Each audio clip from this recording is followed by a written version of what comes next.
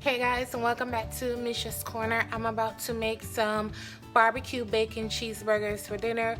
It's pretty early right now. Y'all look, the rain is about to start back up and I'm not sure if we'll have electricity, so I want to at least have something cooked.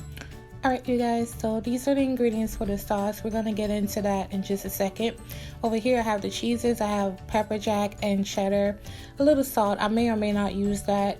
A bouillon cube, which is what I'm going to use to season the beef, and my bacon. So just get your bacon going while we season the beef. I already added some pepper down in here and some granulated garlic. Now I'm going to add the bouillon cube. You just want to break it up finely as you can, and then you're just going to massage it into the meat.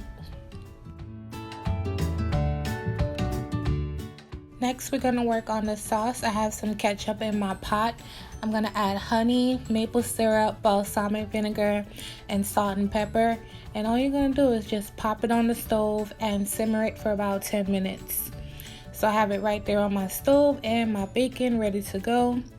Next, I'm going to flip my burgers. You guys know I'm holding the phone, so I couldn't show how I formed them, but flip them. I cooked them about 4 to 5 minutes on each side.